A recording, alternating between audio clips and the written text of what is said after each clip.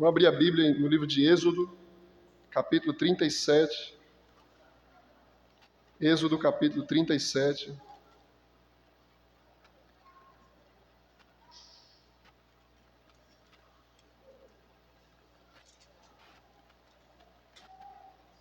A gente vai ler todo o capítulo.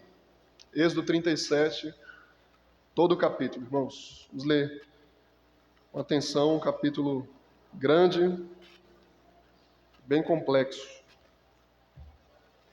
Êxodo capítulo 37 diz assim: preciosa palavra de Deus.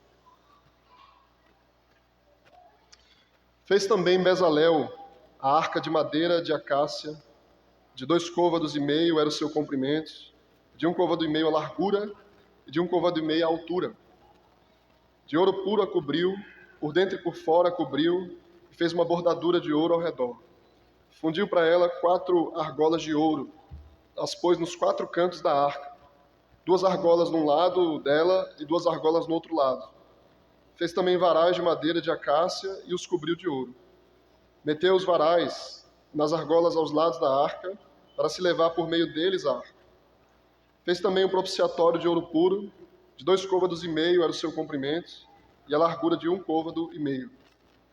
Fez também 2 querubins de ouro batido os fez nas 2 extremidades do propiciatório. Um querubim na extremidade de uma parte, e o outro na extremidade da outra parte. De uma só peça com o propiciatório fez os querubins nas 2 extremidades dele. Os querubins estendiam as asas por cima, cobrindo com elas o propiciatório. Estavam eles de faces voltadas uma para a outra, olhando para o propiciatório. Fez também a mesa de madeira de acácia. Tinha um comprimento de 2 côvados, a largura de 1 côvado e a altura de 1 côvado e meio. De ouro puro a cobriu e lhe fez uma bordadura de ouro ao redor. E também lhe fez moldura ao redor, na largura de 4 dedos. Lhe fez uma bordadura de ouro ao redor da moldura. E também lhe fundiu 4 argolas de ouro, e pôs as argolas nos 4 cantos que estavam nos seus 4 pés. Perto da moldura estavam as argolas como lugares para os varais, para se levar à mesa. Fez os varais de madeira de acácia, os cobriu de ouro para se levar à mesa. E também fez de ouro puro os utensílios que haviam de estar sobre a mesa. Seus pratos, seus recipientes para incenso, suas galhetas, suas taças em que se haviam de oferecer libações. Fez também um candelabro de ouro puro, de ouro batido fez. O seu pedestal, a sua haste, os seus cálices, suas maçanetas, suas flores formavam com ele uma só peça. 6 hastes saíam dos seus lados, 3 de um lado e 3 do outro. Numa haste havia 3 cálices com formato de amêndoas, uma maçaneta e uma flor. 3 cálices com formato de amêndoas na outra haste, uma maçaneta e uma flor. Assim eram as 6 hastes que saíam do candelabro. Mas no candelabro mesmo havia 4 cálices com formato de amêndoas, com suas maçanetas e com suas flores. Havia uma maçaneta sob 2 hastes que saíam dele, e ainda uma maçaneta sob 2 outras hastes que saíam dele. Ainda mais uma maçaneta sob 2 outras hastes que saíam dele. Assim se fez com as 6 hastes que saíam do candelabro. Suas maçanetas e suas hastes eram do mesmo, tudo era de uma só peça, obra batida de ouro puro. E também ele fez 7 lâmpadas, suas espervitadeiras, seus apagadores eram de ouro puro. De 1 talento de ouro puro se fez o candelabro com todos os seus utensílios. Fez de madeira de acácia o altar do incenso. Tinha 1 côvado de comprimento, 1 de largura, era quadrado, 2 de altura. Os chifres formavam uma só peça com ele. De ouro puro o cobriu, a parte superior, as paredes ao redor e os chifres. Ele fez uma bordadura de ouro ao redor. Também lhe fez 2 argolas de ouro debaixo da bordadura. De ambos os lados as fez. Nelas se meteram os varais para se levar ao altar. De madeira de acácia fez os varais e os cobriu de ouro. Fez também o óleo santo da unção e o incenso aromático puro, de obra de perfumista. Amém. Vamos orar, irmãos. Deus maravilhoso. Tu és santo, Deus, Tu és o nosso Pai. A Ti nós recorremos, Senhor, com santo temor e reverência apropriada, Pai. Pedimos, Senhor, que Tu fale ao nosso coração nessa manhã, nos ajudando a entender a Tua palavra. Tem misericórdia de nós, Senhor, que somos tão limitados, com todas as nossas limitações. Nós temos o pecado também, que tenazmente nos assedia. Deus nos ajuda, Pai, a superar isso. Nos ajuda a vencer o desânimo do corpo e o desânimo da alma. Nos ajuda a vencer, Deus, as tentações, as distrações, para que a gente considere os Teus feitos, o Teu poder, o Teu caráter, a Tua obra. Sejamos constrangidos, Pai, pelo Teu amor nessa manhã. Nos ajuda, Senhor, a amar a Tua palavra, a reverenciar a Tua palavra e a nos render a ela, Pai. Em nome do Teu Filho amado, Jesus, nós oramos, Pai. Amém. Irmãos, a gente tem entendido um pouco mais sobre o tabernáculo, né? A casa de Deus. O tabernáculo é chamado na Bíblia de casa de Deus, né? E uma tenda, uma morada de Deus, onde Ele vem habitar.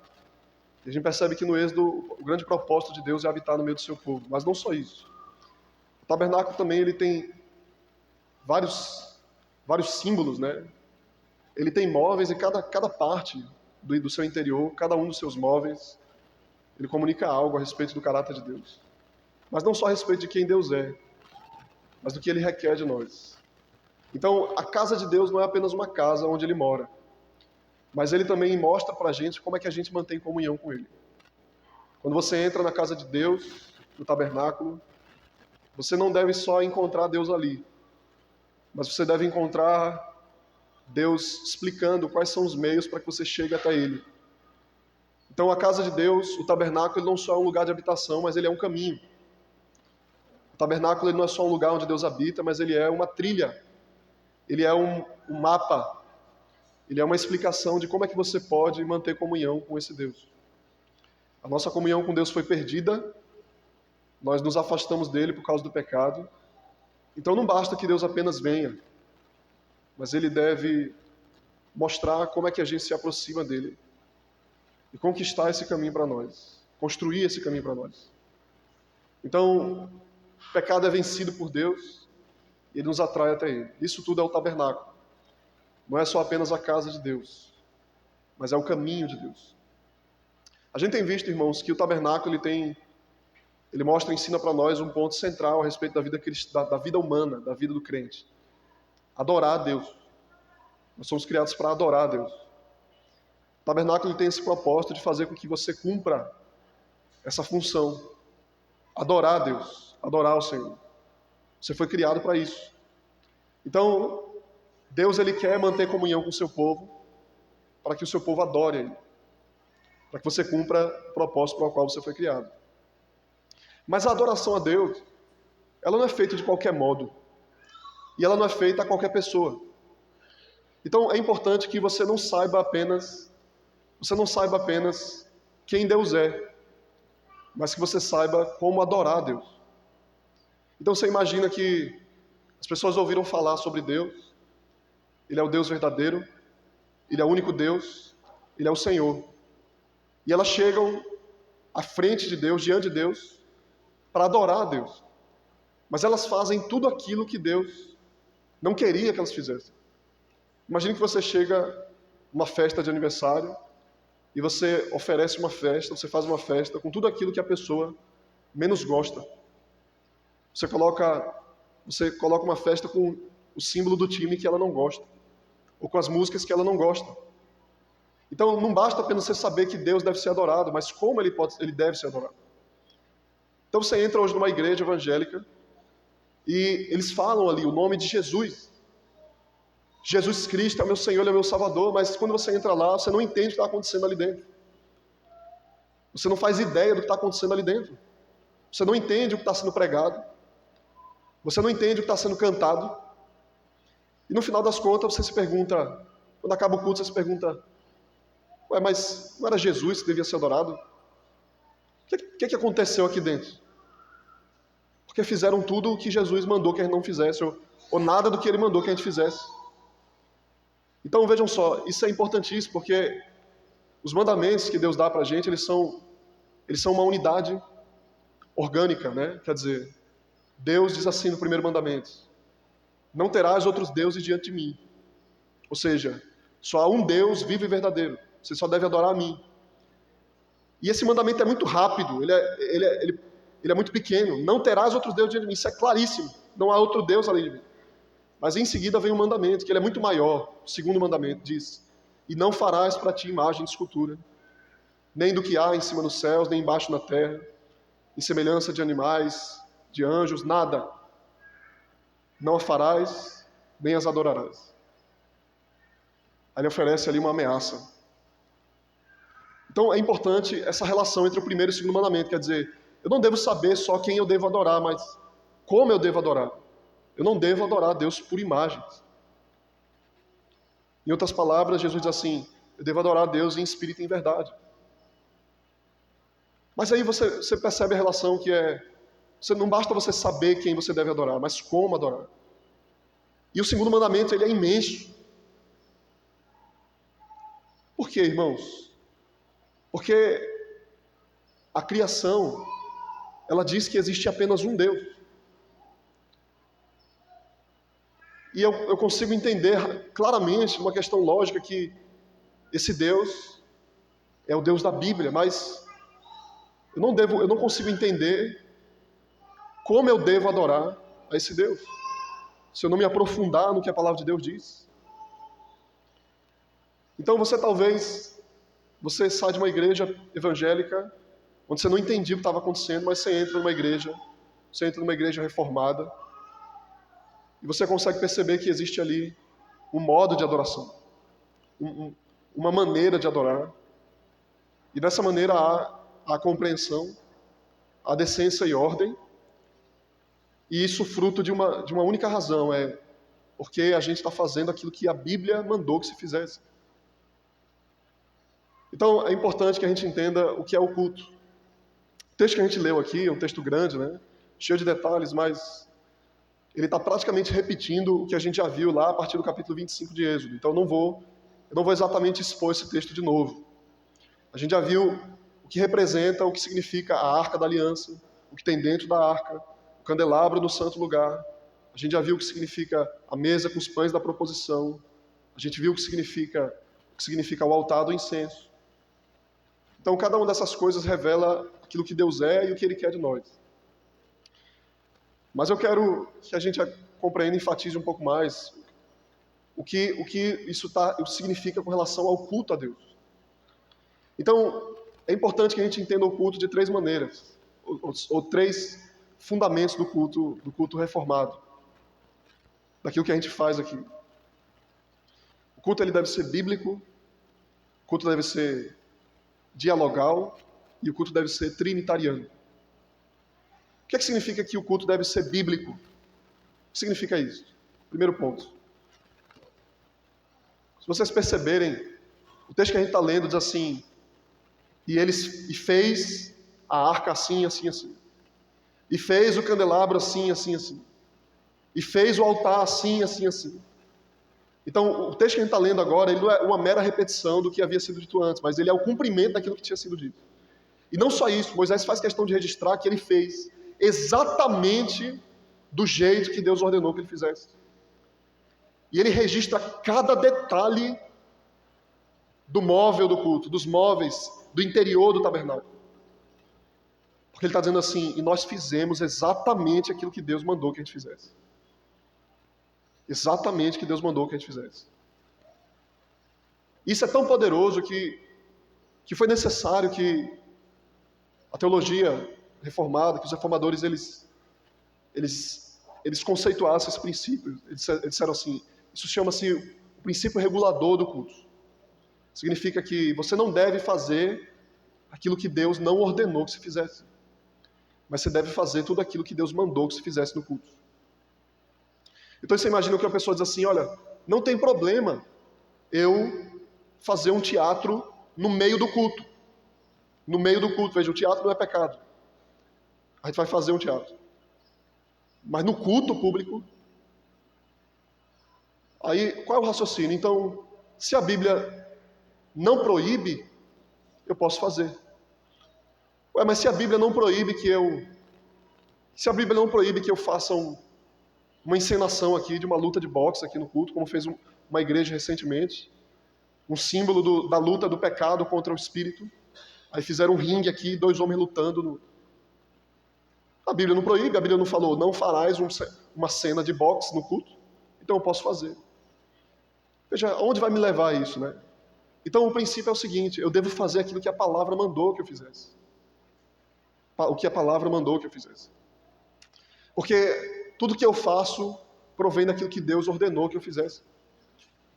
Isso é tão fundamental, irmãos, que eu estou dizendo o seguinte, a palavra de Deus é suficiente. Você imagina que um pai diz assim para o filho, meu filho, você vai fazer isso e isso, e o filho, ele questiona, por que, meu pai?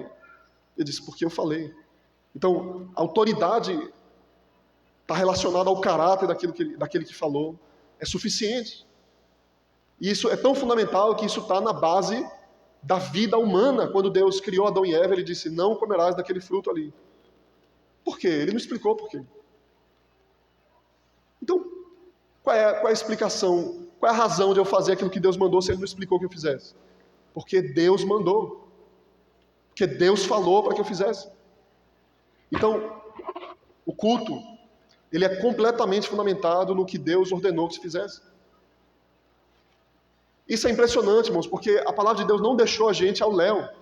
A Bíblia não deixa a gente às cegas no culto. A Bíblia diz exatamente o que você deve fazer no culto público. A Bíblia diz que deve haver a pregação da palavra. A Bíblia diz que deve haver a leitura da palavra. A Bíblia diz que deve haver o cântico da palavra. A Bíblia diz que deve haver a oração.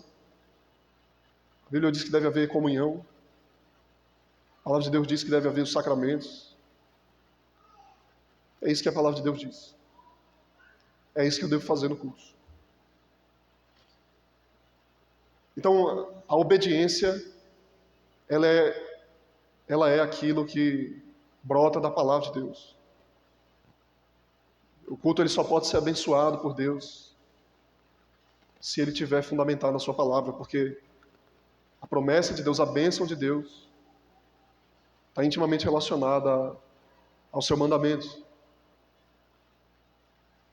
Eu não posso dizer assim, Senhor, eu tenho passado por tanta coisa, mas eu não tenho vivido como o Senhor quer que eu viva. Então, irmãos, a palavra de Deus diz, você deve fazer o que Deus ordena que se faça. Isso é tão claro. Veja quanto detalhe. Veja como o povo foi fiel naquilo que Deus ordenou que se fizesse. A gente tem um contraste com isso, né? Há um tempo atrás, alguns capítulos atrás, o povo fez um bezerro de ouro e adorou o bezerro de ouro. E eles chamaram aquele bezerro de Senhor, Yahvé, Javé. Veja só, eles estavam dizendo o seguinte, esse que nós adoramos é o Senhor, Deus verdadeiro. Mas esse Senhor que a gente está adorando é um bezerro. Veja o que está acontecendo aqui, irmãos. Eles estavam adorando ao Deus verdadeiro. Eles disseram, esse é o Senhor. Mas eles não estavam adorando do jeito que Deus queria ser adorado. Eles fizeram uma imagem dele. Então não basta apenas que você diga, Senhor, é o Senhor que eu adoro. Se você não adora conforme a palavra dele. Então exatamente isso é idolatria. Porque você não apenas... não é que você deixou de adorar a Deus. Mas que você adora a Deus do jeito que você quer adorar. No final das contas, você está adorando outro Deus. Porque o apóstolo Paulo diz que por trás de todo ídolo há um demônio. Então eu começo adorando a Deus do jeito que eu quero adorar. E esse Deus que eu estou adorando é o Deus verdadeiro. Eu chamo ele Senhor Yahvé, Jesus Cristo. Mas eu não adoro do jeito que ele quer ser adorado. No final, eu prestei culto a um demônio. Isso é muito sério, né? É muito duro. Porque você imagina uma igreja que diz Jesus Cristo, Jesus, Jesus, mas aquele não é Jesus. O apóstolo Paulo certa vez estava pregando o evangelho e uma mulher vinha seguindo atrás dele dizendo: Jesus, só Jesus salva, Jesus é a salvação. E ela ficava repetindo aquilo e Paulo virou para ela e repreendeu ela. Porque não é apenas o nome de Jesus. É como eu devo invocar o nome do Senhor, como eu devo adorar o nome do Senhor. Então, a adoração deve ser bíblica. Ela deve ser fundamentada na palavra de Deus. Que ousadia é essa, né, que a gente tem, irmãos, que uma igreja tem, de tentar inventar um culto mais palpável, um culto mais, segundo a opinião deles, né, segundo a nossa opinião, um culto mais moderno, um culto que comunique mais com as pessoas que não entendem, ou com os jovens, ou com o pessoal que anda de skate, ou com uma banda de...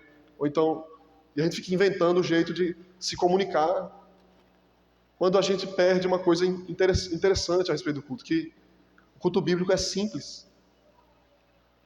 E ele foi feito para qualquer pessoa.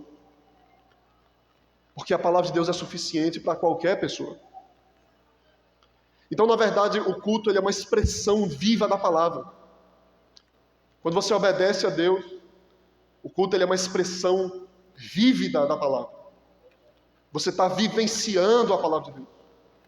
Cumprindo aquilo que é mais fundamental na sua vida, aquilo que Deus mais exige de você. O que é isso? Não terás outros deuses diante de mim. Não farás para ti imagem de escultura, nem as adorarás. Não tomarás o nome do Senhor teu Deus em vão. Lembra-te do dia de sábado para santificar. Isso é o culto. A quem eu devo adorar? Como eu devo adorar? A postura e o conteúdo da adoração. E o dia da adoração. Isso é o culto público. E só assim, irmãos, a gente vai conseguir cumprir o que vem depois. Que diz: honra teu pai e tua mãe. Não matarás. Não adulterarás. Só assim eu posso viver uma vida correta, quando eu adoro Deus. Não apenas o único Deus verdadeiro, mas o Deus que deve ser adorado. Como ele deve ser adorado. Esse é o culto bíblico. E aí, para que você compreenda como é que esse culto deve ser feito, vem uma característica importante desse culto, que é muito bíblica, que é o culto ele deve ser dialogal. O que significa isso? O culto bíblico ele é dialogal, ele é uma expressão de intimidade. Ele é uma expressão de aliança. Então, o culto bíblico ele é como uma conversa entre Deus e o seu povo. Ele é um diálogo entre Deus e o seu povo. É por isso que a gente ouve a saudação da palavra de Deus, a gente começa com a leitura bíblica, então a gente responde com oração. E aí a gente responde com um cântico. Então a gente lê a Escritura e a gente responde com um cântico. A gente ouve a pregação da palavra de Deus e a gente responde com oração e um cântico. Isso é um culto dialogal, existe uma conversa entre Deus e o seu povo. O que é que uma casa diz a respeito de uma pessoa? Você entra numa casa de alguém e você entende mais ou menos como é a vida daquela pessoa. Se você entrar na casa dela, preste atenção nisso, viu? Alguém entra na sua casa e ela consegue entender mais ou menos como é você quando uma pessoa entra na sua casa. Não tanto pelo valor daquelas coisas, talvez ela diga, você tem muito, você tem pouco, mas não tanto isso, mas o modo como a casa funciona. O modo como a casa é organizada, o modo como ela funciona. O modo como aquela família vive ali dentro. Então a pessoa sai dali e diz, ela entende mais ou menos como funciona a vida daquela pessoa. Então você entrava no tabernáculo, você via o tabernáculo, a casa do Deus vivo, e você entendia quem era aquele Deus. Você compreendia quem ele era, a relação que ele tem, a relação que ele queria. Quando você entrava no tabernáculo, você era tomado de reverência. Então você entrava no tabernáculo, algo era comunicado para você, Deus falava com você. Então você imagina que você entra numa igreja, o que é dito a respeito de Deus naquela igreja?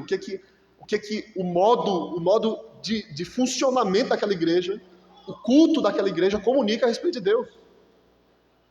Ele é um Deus de confusão, onde as pessoas falam o que não se entende, uma língua que não se entende, onde a pregação ela não explica a palavra de Deus, não é exposição da palavra de Deus, flui do coração do pastor, do pregador, onde as pessoas falam ao mesmo tempo, você não entende o que está acontecendo, os avisos são no meio do culto, e o pessoal fica saindo o tempo todo e entrando e fazendo o que quiser. Você não entende o que está acontecendo ali dentro. Que Deus é esse? A pessoa vai dizer, quem é esse Deus? O que está acontecendo na casa desse Deus? Então, Deus ele se manifesta assim, no cumprimento da sua palavra. Então, quando você entra num culto e você ouve a palavra de Deus saudando o seu povo, Deus dizendo, venham, todos aqueles que estão cansados e sobrecarregados, e eu vos aliviarei. E a igreja responde, amém. E a igreja ora e canta ao Senhor. Deus está falando comigo. Estou conversando com o meu Salvador. Isso é o culto pactual, isso é o culto dialogal. Isso é o culto que toda igreja deveria consumar, deveria praticar. Isso é o culto que toda igreja presbiteriana deveria praticar. Você não pode sair do culto dizendo o que estava acontecendo ali dentro. É interessante que o apóstolo Paulo diz assim, exatamente nesse contexto, 1 Coríntios capítulo 14, ele diz que Deus não é Deus de confusão. Por isso ele conclui dizendo, por isso o culto deve haver decência e ordem. Mas como é que acontece isso? Cumprindo a sua palavra, obedecendo a sua palavra. E o que significa obedecer a palavra de Deus? Você cumprir cada elemento de culto. Então a nossa confissão de fé, ela fez uma leitura, né? Ela fez uma leitura, uma análise da Bíblia e disse, o que deve haver no culto público? Pregação, leitura da palavra, oração, cântico e sacramentos. Tudo é invenção humana. Tudo é invenção humana. E aquilo que é invenção humana não deve dominar a minha consciência. Quer dizer, eu não devo temer o que está acontecendo ali. Então você entra numa igreja, você é ameaçado e você é constrangido a fazer coisas que não são bíblicas. São pura superstição humana.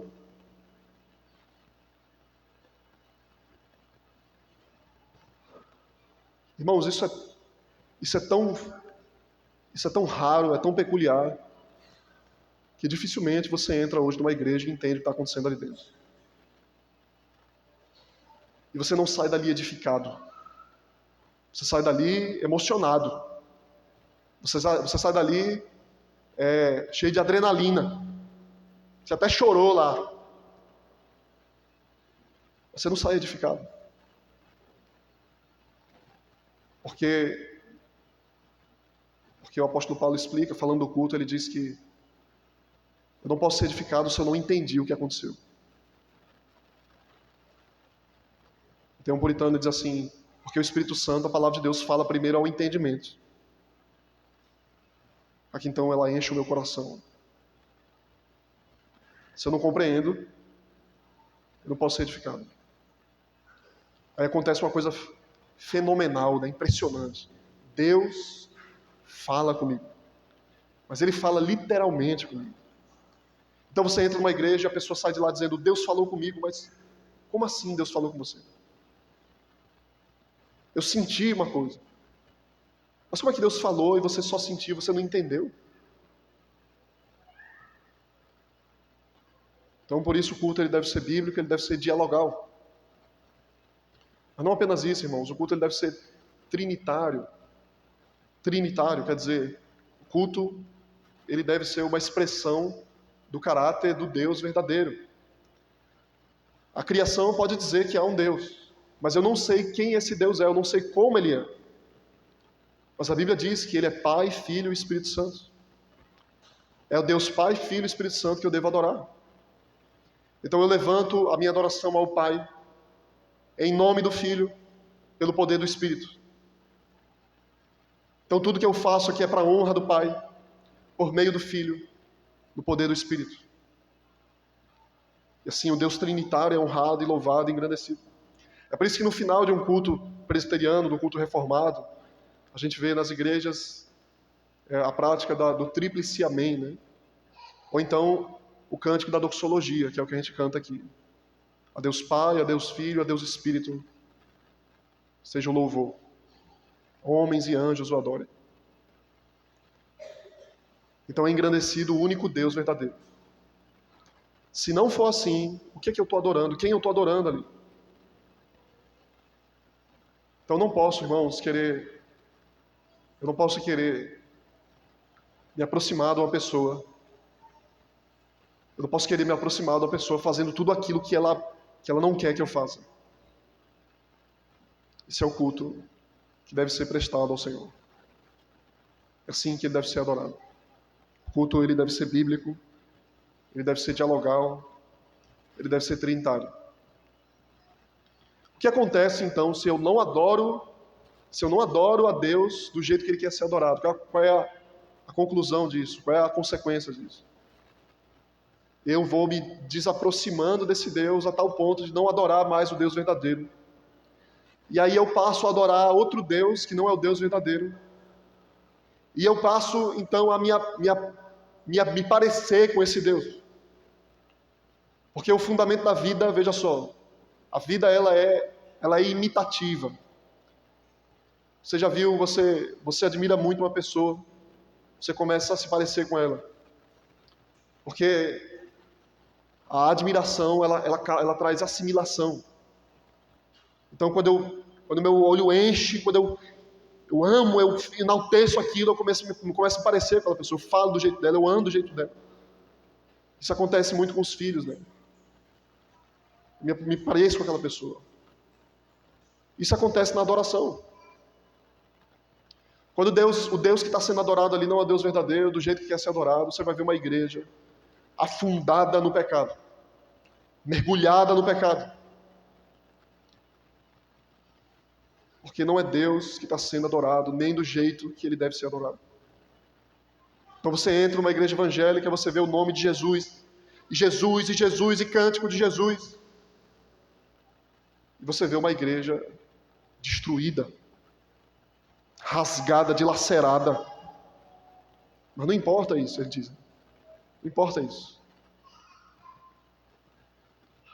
Aí eles entraram numa superstição. Por quê? Porque eles entenderam assim, o nome de Jesus tem poder. Né? Eu uma vez fui para uma reunião de uma igreja, que não era bem uma igreja, eles diziam que não tinha um nome, e eles passavam alguns minutos falando o nome de Jesus, literalmente, né? Eles fechavam o olho e diziam, Jesus, Jesus, Jesus, Jesus, até acontecer alguma coisa, até alguém se levantar e trazer uma revelação. Porque a ideia é, o nome de Jesus tem poder. Veja só, irmãos, isso é superstição. Não é isso que a palavra quer dizer. Não é você ficar falando o nome de Jesus em vão. Os judeus fizeram a mesma coisa. Quando o mandamento diz, não tomarás o nome do Senhor teu Deus em vão, os judeus falaram que não pode se pronunciar o nome de Deus. Então eles não pronunciam o nome de Deus. Eles não pronunciam o nome de Deus. Então, tudo bem, eu não posso estar repetindo o nome de Deus por aí de qualquer jeito, mas não é exatamente isso que a palavra diz. Ele está falando do culto. O terceiro mandamento, ele diz respeitar o culto. Como eu devo adorar a Deus? Eu não posso adorar a Deus de qualquer forma, eu não posso invocar a Deus de qualquer modo. Eu devo invocar o nome do Senhor do jeito que Ele quer ser invocado, do jeito que Ele quer ser adorado. E aí, quando você passa a adorar a Deus da maneira que Ele quer ser adorado, acontece uma transformação. Porque a obediência, ela gera transformação. Ela começa a mudar o meu coração. Porque eu começo a me parecer mais com o Senhor. É interessante isso, até de maneira muito prática, né? Tem um autor de um livro, Você é aquilo que você ama, se eu não me engano. Ele diz assim, o hábito da vida transforma você. Então você é uma pessoa que está sempre fazendo aquelas coisas, e você começa a mudar a sua postura, o seu jeito de ser. E ele diz assim, tudo na vida é litúrgico. A vida é uma liturgia. A gente vive uma liturgia do consumismo. A gente foi transformado pelo consumismo. Nós somos pessoas que a gente precisa estar o tempo todo comprando alguma coisa. Por quê? Quando você vai numa loja, você vai num shopping, você fica com o olho brilhando, porque é muita luz e muito brilho, muita propaganda, e aquelas frases de efeito, aquelas pessoas vestindo aquela roupa, e aquela coisa começa a entrar na minha consciência, e eu começo a me transformar naquilo, eu começo a ser moldado por aquilo. A vida é litúrgica, a vida é um culto. Então eu saio na rua e eu estou sempre contemplando um ídolo, eu estou sempre vislumbrado por um brilho, e eu começo a ser conquistado por aquilo. A minha vida é programada a partir daquelas coisas, eu começo a... Então, antigamente as pessoas elas tinham 2 camisas, um par de sapato, e agora não, agora elas não podem, tem que estar sempre trocando aquilo, sempre trocando e trocando e trocando. O que significa isso? Eu não vou dizer exatamente pecado, né? Seria hipócrita se eu dissesse isso, mas por que a gente mudou desse jeito? O que aconteceu? Eu tenho que estar o tempo todo, eu tenho que estar me moldando essas coisas. Isso é liturgia, isso é culto. Eu estou sendo influenciado por esse mundo, por uma admiração, uma assimilação. Isso está mudando o meu interior. E toda semana é assim, eu estou saindo e vivendo essas coisas e eu estou sendo moldado por isso. E é exatamente por isso que o culto acontece todo domingo. Você não pode faltar ao culto, porque você está sendo moldado pelo hábito do culto. Você está sendo transformado pela prática habitual da adoração pública a Deus. Você vem todo domingo, você está sendo relembrado, e você está conhecendo mais coisas, relembrando daquelas coisas, e você está sendo motivado, estimulado, exortado a praticar e a viver. Isso é o domingo, isso é o culto público. Você começa a ser transformado por Deus. É assim, irmãos, então, que é exatamente isso que Cristo Jesus veio fazer por nós. Porque esse Deus maravilhoso que a gente deve adorar em espírito e em verdade, Ele se encarnou, o Pai enviou o Filho, e esse Filho maravilhoso, esse Jesus, esse Deus, Ele veio morrer pelo nosso pecado, para que Ele pudesse, então, reabrir o caminho que foi fechado.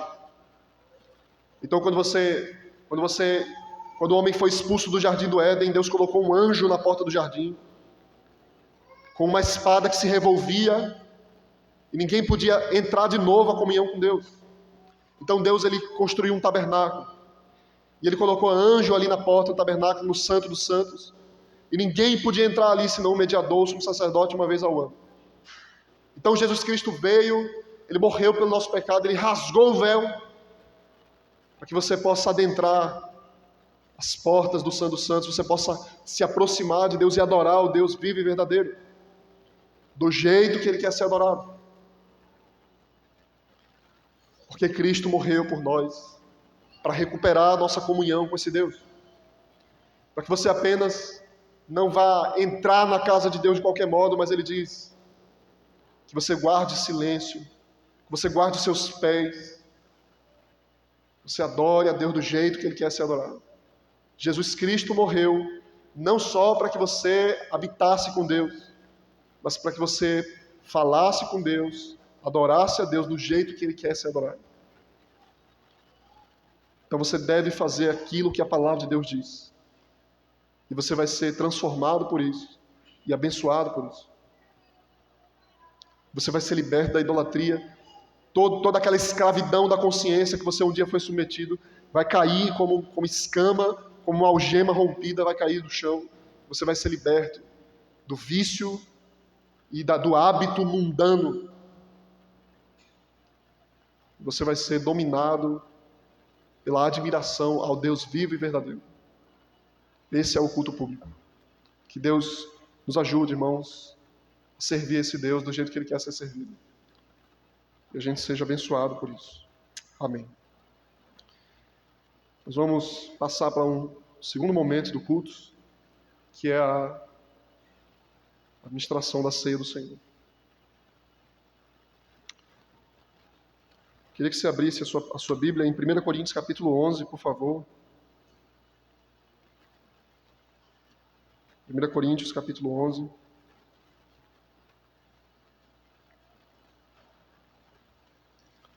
A palavra de Deus diz assim, a partir do verso 23. Porque eu recebi do Senhor o que também vos entreguei, que o Senhor Jesus, na noite que foi traído, tomou o pão e, tendo dado graças, o partiu e disse: Esse é o meu corpo que é dado por vós, fazei isso em memória de mim.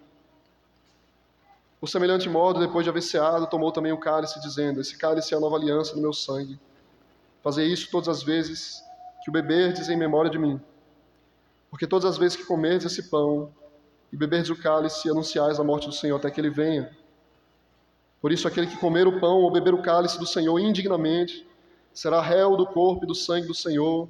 Examine-se, pois, o homem a si mesmo, e assim coma do pão e beba do cálice. Pois quem come e bebe, sem discernir o corpo, come e bebe juízo para si. Eis a razão porque há entre vós muitos fracos e doentes, e não poucos que dormem. Porque se nos julgássemos a nós mesmos, não seríamos julgados. Mas quando julgados, somos disciplinados pelo Senhor, para não sermos condenados com o mundo. Amém. Queria convidar, por favor, os presbíteros para me auxiliar aqui à frente. Vamos orar, irmãos, pela ceia do Senhor.